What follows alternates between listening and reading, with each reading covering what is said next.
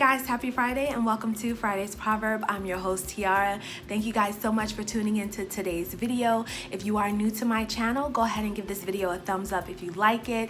Also, please consider subscribing if you're new, and let's go ahead and get started with today's video. Now, real talk guys, today's video is different from the normal content that I usually publish. In light of everything that's been going on recently, I would be remiss if I did not use my platform Fridays with T, albeit small, but it's still a platform nonetheless, to promote social justice. And one of the things that I think is so very important during this time, it's very critical, is civic engagement. And that's the topic of today's video. I'm gonna go ahead and define civic engagement. For those of you who may not be entirely sure what it is, I thought this definition was really good. I think it's a really good start and a definition for those of us who are seeking to know and understand where we fit. Civic engagement means working to make a difference in the civic life of our communities and developing the combination of knowledge, skills, values, and motivation to make that difference. It also means promoting the quality of life in a community through both political and non-political processes. A morally and civically responsible individual recognizes himself or herself as a member of a larger social fabric and therefore considers social problems to be at least partly his or her own. Now, such an individual is willing to see the moral and civic dimensions of issues to make and justify informed moral and civic judgments and to take action when appropriate. It's important, I feel, for us to realize where we fit in the mix. It's so easy to get stuck in a way. You know, you see people over here protesting and you see people over here organizing grassroots initiatives, and you're kind of like, okay, what do I do? How do I fit? There's so many ways that we can all jump in and promote issues of injustice, racism, inequality. And sometimes it's just a matter of us finding where we fit.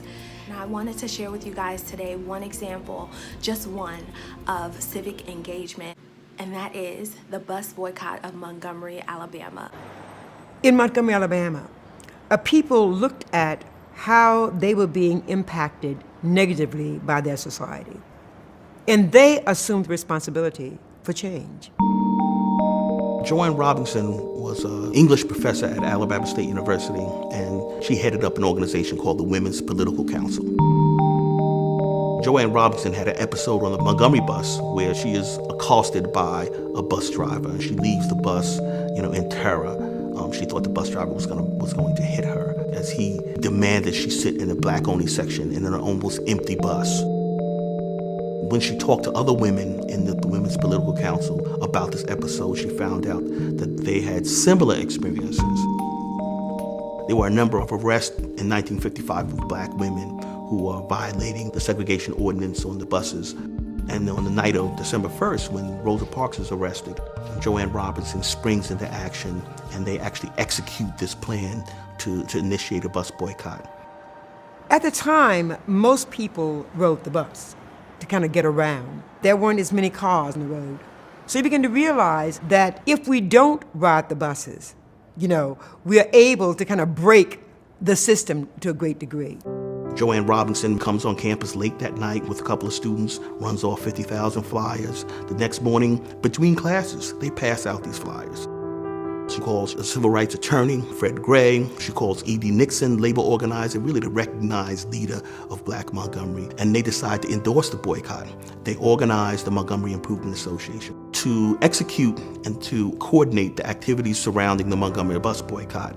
And they select this newcomer, Martin Luther King, to head up the Montgomery Improvement Association. Martin Luther King weaves into Montgomery ideas about love and civil disobedience, overcoming adversity. And the people of Montgomery were willing not only to listen, but to act on this. I was the NAACP Youth Council president, and I participated in the boycott. I walked to school, and we just saw the empty buses go by because there were no black people on them. We're all walking to the same place. time that this movement began here, we had about 50,000 African Americans living in Montgomery, and there were pretty close to 50,000 black people who worked together during this bus boycott. We stayed off the buses and found other ways to get to where we needed to go. And so they bought station wagons. And they had an actual route, just like buses have routes. For several weeks, I was a volunteer driver, every day going out and just hauling people to work or to school. So people just didn't walk. They rode, but they rode in a system that they created. 382 days. That's a long time. Can you imagine how empowered people felt? It's like, we did what? The Montgomery bus boycott says to the nation that segregation is no longer the law of the land, and that the formula for attacking segregation in all of its facets is going to be nonviolent civil disobedience on one hand and litigation on the other. The boycott was one of the greatest examples of civic engagement of the 20th century. It's so important for us during this time not to compare ourselves with each other, with the next person, but realize that there's something that you can do as an individual to help out the cause, to fight injustice, to speak out against wrongdoing, and to promote social change. I'm excited about this new season in my life of self-discovery and searching within and really digging deep to see what I can do to contribute positively.